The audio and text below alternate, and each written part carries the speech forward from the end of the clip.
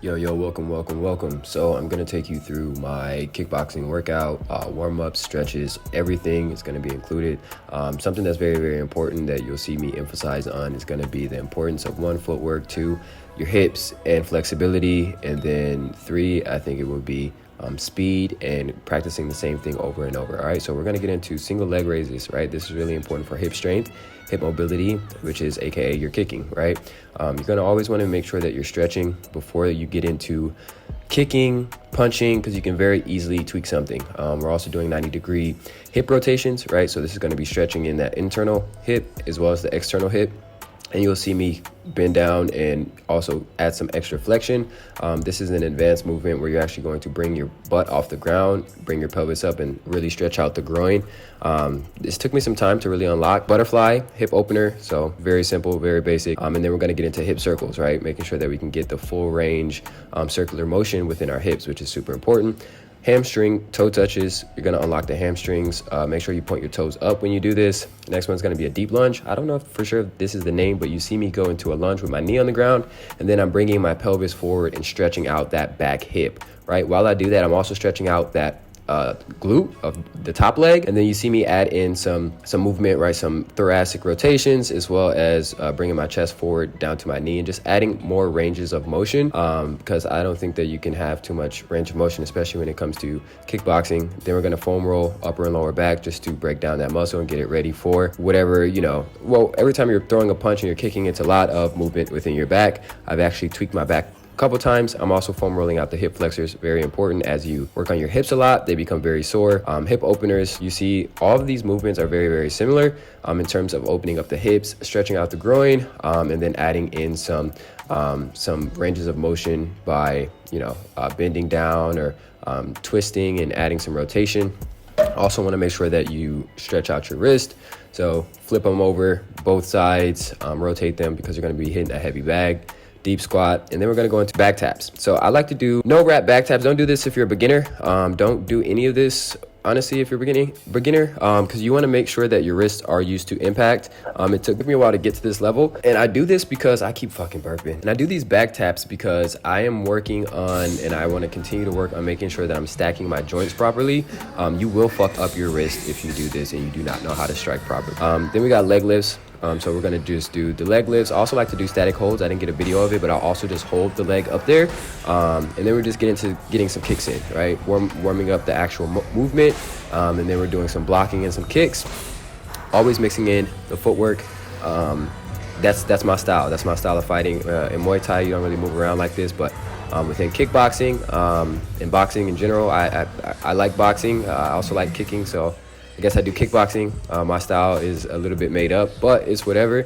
So I start off with just basic ones, 1-2s, and then I stack combinations on top of those. So one thing that you'll see often is I'm always working that jab. Like I believe the jab is like a free throw. You feel me? It's like a layup. You get me? So it's like you gotta have a really one strong jab, quick jab, and then an accurate jab, right? And then you always want to continue to have your head moving after you throw the jab. So this is just things that I'm working on, and also bringing my hands back up every time that I throw a combo. Hands back up, protecting the chin. So after I do the 1-2s, I start mixing in some other combos, and then also starting to mix in a little bit of teeps with teep feints. So I feint the teep, boom, boom, combo, and then try to bring the hand back up. I also like to get dynamic with the jab, so we might jab to the body, jab to the head, and then feint jab, two, feint jab, overhand, just different things like that, right? Just kind of working on setting up your shots, and then also getting creative, kind of think about the psychology of what your opponent may be doing, right? So hitting them, sticking them with the jab, right? And then you might feint the jab and then hit with the overhand, you feel me? And again, this is just things that I've made up. I haven't really been coached like that. This is mostly all self-taught. But yeah, then we do some shadow boxing always, and we strap up the gloves and we get back to work. So I like to mix in a lot of long range shots. So I do a lot of jabbing and a lot of 1-2s. And then off of the jab, I will mix in some combos. You will see I go into some power shots, right? So I'll go into the body and then finish off with the overhand. But one thing you'll see consistently is I'm always jab. You flick that jab, right? There's different types of jab, right? Right now, you saw me in the Philly shell and flick jab. And then sometimes I might have the stiff jab.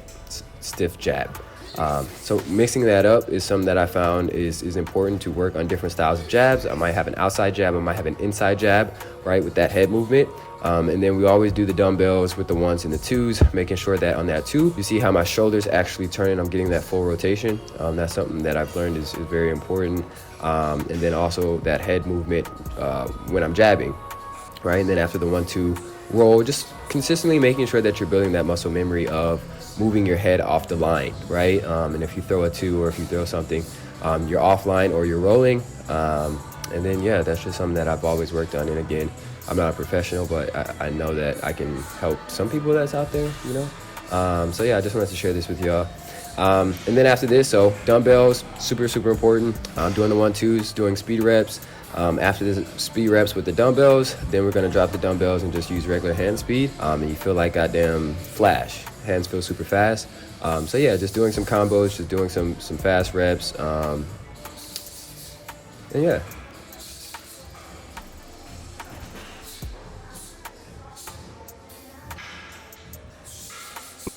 So at this point, I started mixing in punch and kick combos. So I kind of split it up a bit when I do my training. I'll do just like, I'll work the hands, I'll work the feet, and then I'll work the feet and the hands, and just put them all together.